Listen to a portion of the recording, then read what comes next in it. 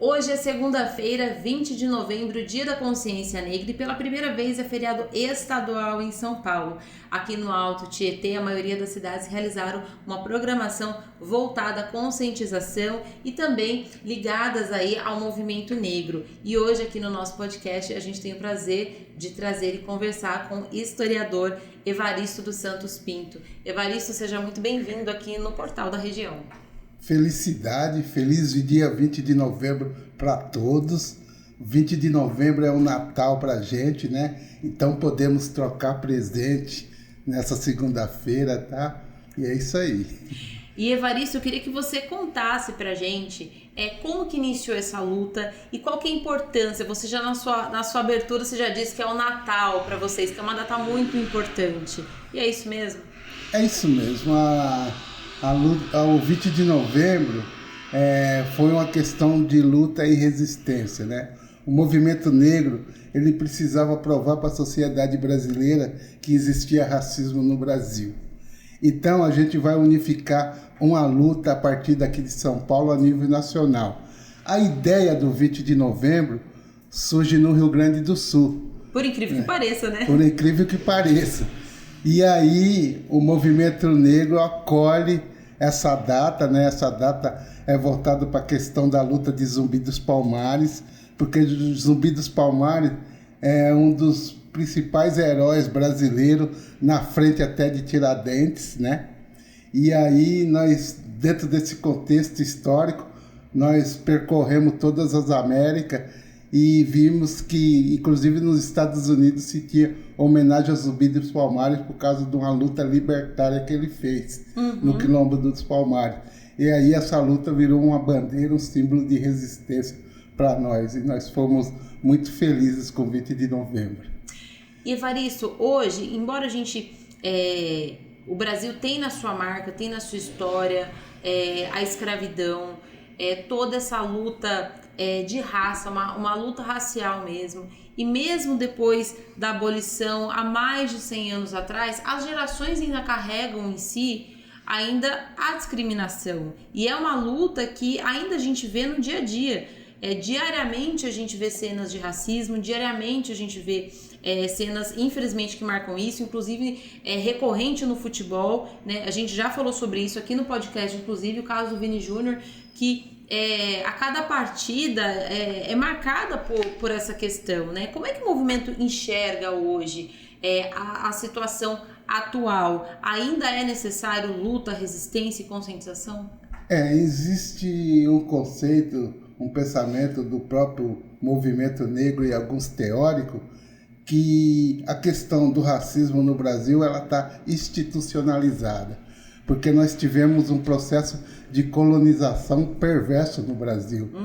E muitas pessoas falam que o Brasil é um país miscigenado, e na verdade nós não somos miscigenados. Nós temos uma identidade única que é negada por esse Estado brasileiro. Então, o Estado brasileiro criou uma característica de racismo, certo? Por exemplo, se eu chamar alguém de macaco, isso daí é racismo. E, na verdade, não é. O racismo caracteriza o impedimento. Quando eu tenho poder para impedir que uma pessoa faça alguma coisa. Isso daí é racismo. Mas o Estado brasileiro pegou o que era importante para ele. Né? E como nós perdemos o acesso à educação nesse processo de luta após a escravidão, houve uma lei que proibiu o negro de ir para a escola, tanto o negro como o índio. Ficou difícil porque as ideias, sobretudo de cultura e de educação, é uma ideia branca europeia, né? Então agora que a gente está conseguindo resgatar isso com historiadores, pessoas militantes, né? que estão na universidade, hoje a gente tenta conseguir mudar a universidade brasileira, porque a universidade nossa tem um padrão europeu, né? E elas nos vê a maior parte do Brasil como invisíveis, né? A gente não aparece. Por exemplo, na nossa cidade nós temos mais de quase 60% de afrodescendentes e não se parece, porque a gente não está circulando no espaço econômico, no espaço de bem e no espaço de prazer. E aí eu queria que você comentasse quando o Brasil ele instituiu, né, que haja o ensino de africanidades, né? E também a gente viu que ao longo dessa semana e da semana passada, muitas cidades colocaram isso como temática no ensino fundamental, ensino médio também, mas o ensino fundamental, ou seja, a gente colocar para as crianças a questão eu não digo a igualdade, mas a diversidade, né? A questão do entendimento sobre a sua origem, o respeito ao outro. Como é que você vê isso? Então, eu fiz parte desse processo, né? Nós temos uma lei que obriga o Estado brasileiro, né, quando eu falo que a gente tinha uma escola, ainda temos até hoje uma escola com pensamento branco, então as nossas práticas culturais não estão inseridas. Então nós discutimos essa lei 10.639 e a lei 11.045, né, que fala da questão do ensino do negro, da cultura africana e indígena no livro didático.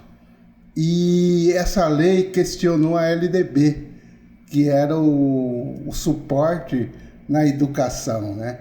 E hoje, por exemplo, a nossa cidade, nós temos um trabalho nas escolas que a nível nacional, nós fomos pioneiros nessa questão. E é interessante que nós chegamos na escola para fazer alguns debates e, sobretudo, a gente não fala sobre racismo na escola.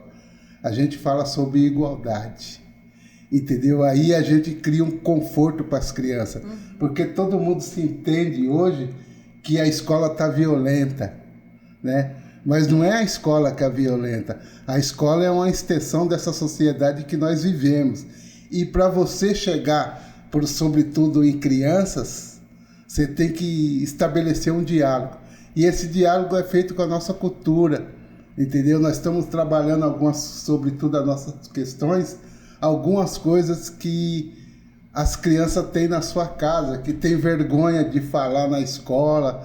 Ou, por exemplo, a questão, tem família que tem como prioridade a questão alimentar. Então, por exemplo, tem um bolo de fubá que é feito pela avó, que tem uma puta tradição, e aí as crianças têm vergonha às vezes, porque hoje, sobretudo, o bolo de aniversário ele é industrializado, se usa um açúcar, por exemplo, que não existe, né, feito nessas indústrias. Então nós estamos trazendo a questão cultural dessa criança, por que ela tem vontade de dançar, porque na África, da onde nós viemos, né, a questão da dança ela está inserida no ensino desde o começo lá, né? Quando você dança tem um monte de processo que ajuda na alfabetização, ajuda no reconhecimento do ser humano. Entendi. Então é um pouco isso.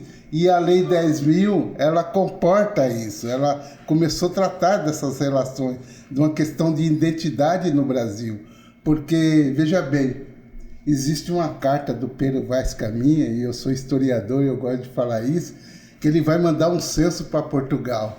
E ele está lá em Olinda, um lugar maravilhoso, onde que tem aquelas igrejas ali carregadas de ouro, e ele olha, vê o mar, vê uma floresta fantástica. Ele fala assim para o rei de Portugal: aqui é um paraíso, existem homens negros e nus. Eles estão falando do índio brasileiro. Eles estão dando uma característica do índio brasileiro de preta.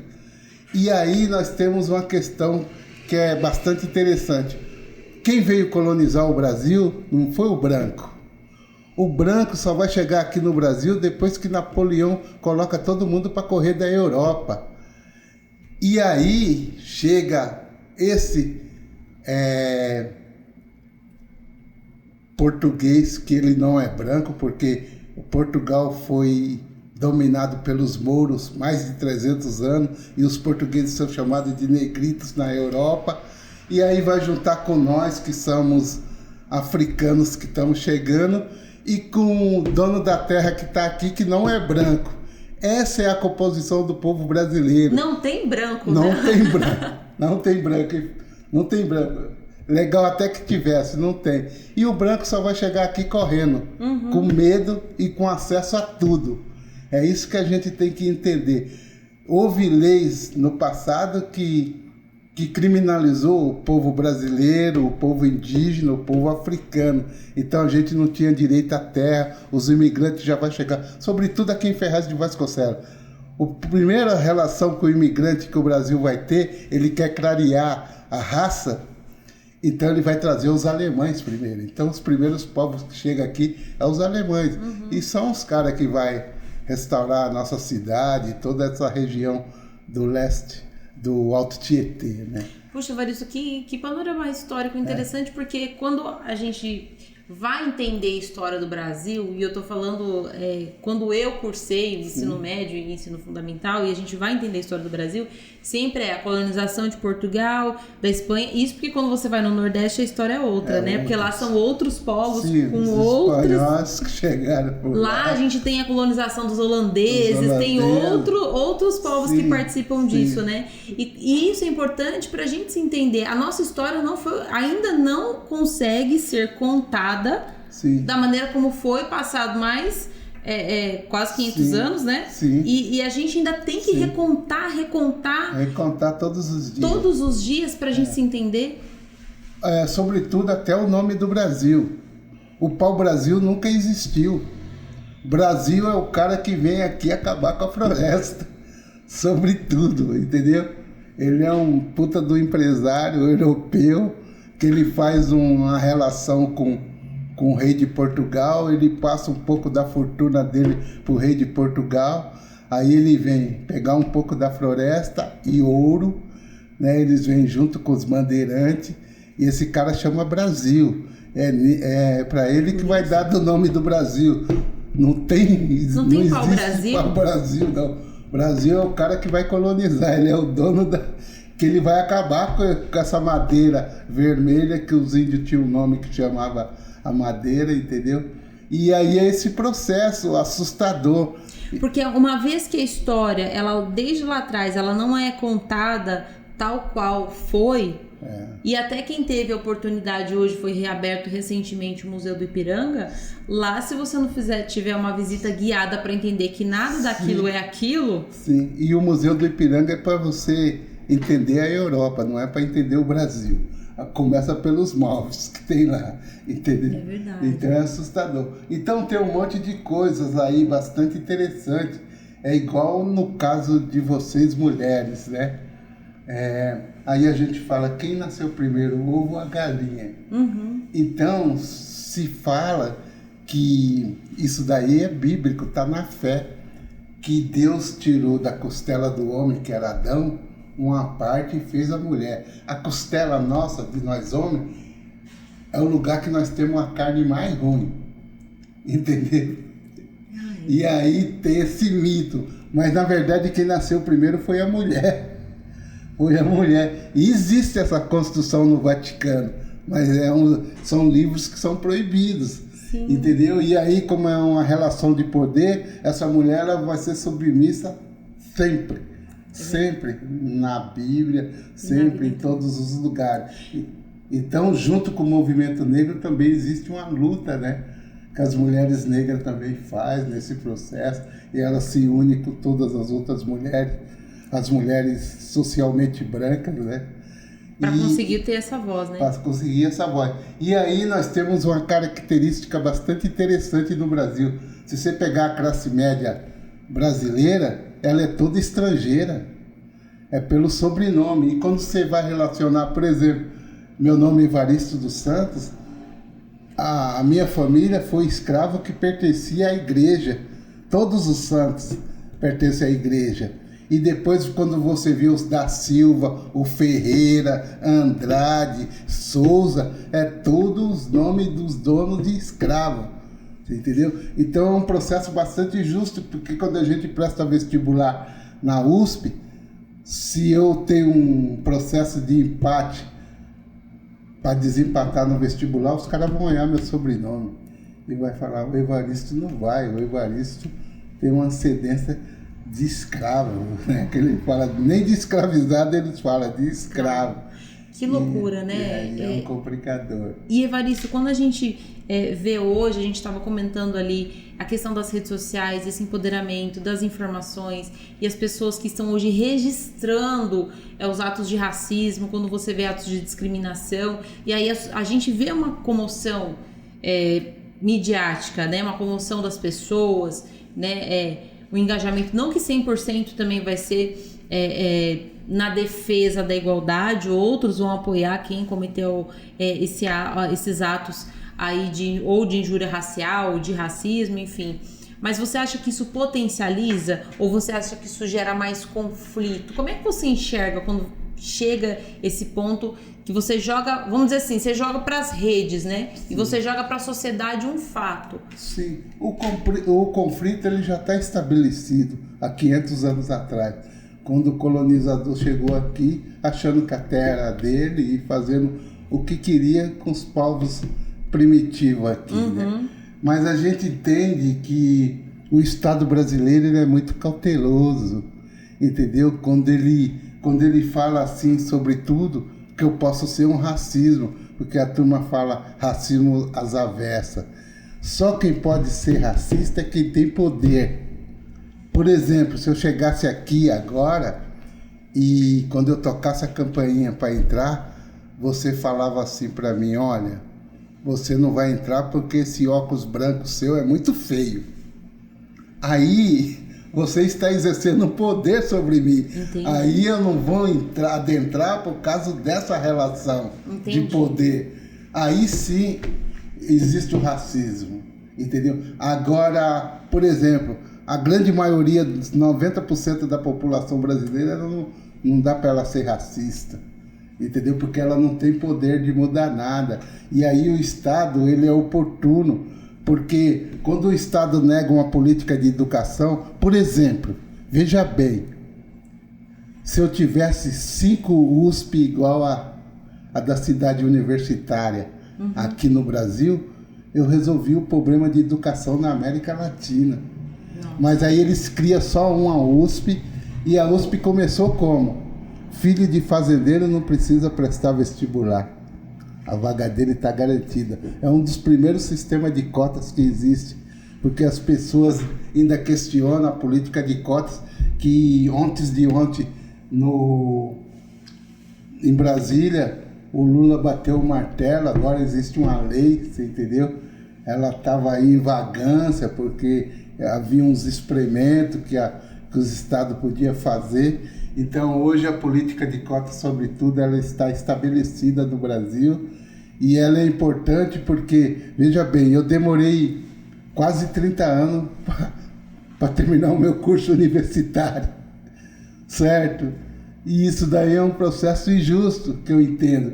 Mas, veja bem, existe uma política de cotas na saúde.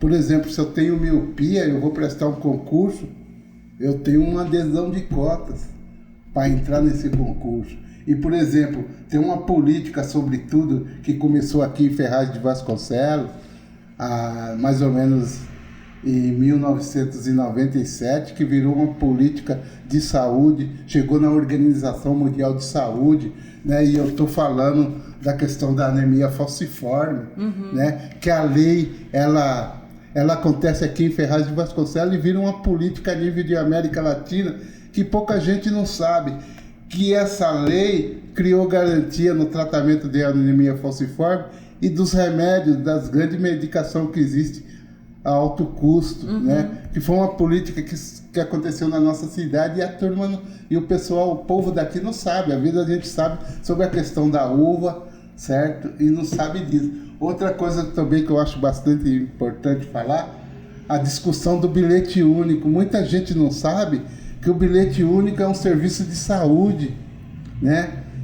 O SUS colocou o bilhete único dentro de um processo de saúde, porque o SUS entende que se você vai no teatro, você pega um transporte para ir no teatro, ou no cinema, ou passear no parque, é uma questão de saúde. É verdade. E tem que existir uma diferença. E essa ideia a gente tira daqui de Ferraz de Vasconcelos, quando a gente questiona a cidade de São Paulo e se cria o bilhete único. E a nossa cidade não tem bilhete único.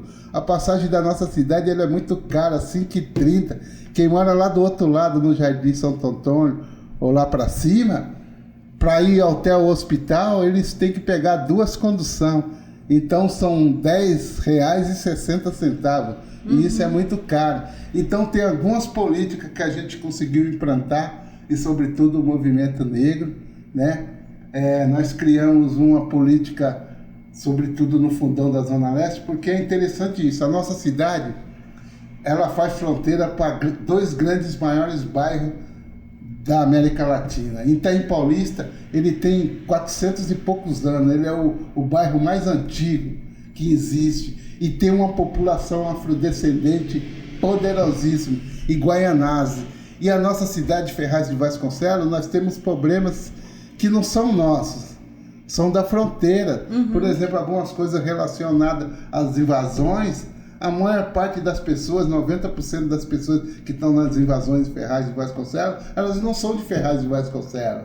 Você entende? Isso quer dizer o quê? Que Ferraz de Vasconcelos poderia criar um diálogo com o governo do estado de São Paulo e garantir, porque daqui do Alto Tietê nós temos o Rio Guaió. A gente abasteceu na época da seca grande de São Paulo, quem abasteceu as represas de São Paulo foi o Rio Guaió, a água saía daí e ia para tudo. E nós não ganhamos nenhum ROD, nada do Estado, né? E a gente precisava pensar nisso. Então, isso daí são políticas, entendeu? São políticas que são interessantes para todos os cidadãos e que dá garantia. E Evaristo, o nosso papo tá maravilhoso. Vou pedir só para você dar uma pincelada, porque é inevitável a gente deixar de falar da cultura. Sim. Da gente deixar de falar das expressões, não só quando a gente fala de cultura, a gente fala de música, a gente fala de arte, fala da parte estética também, né? De toda essa questão do empoderamento, do vestir, do se sentir, de você colocar todas as suas tradições no seu dia a dia e tá tudo certo, porque isso é uma reafirmação também da sua história, do seu povo, né? E o Brasil hoje, há alguns anos atrás, já começa a ver esse movimento. Como é que você vê isso? Então, por exemplo, nós temos fatos importantes, sobretudo cultural e educacional, porque eu precisei chegar quase até a universidade para descobrir que Machado de Assis era preto. Villa-Lobos, um dos caras célebres da música, ele é preto e ele está embranquecido nesse processo, né? E aí fica difícil a gente criar uma referência.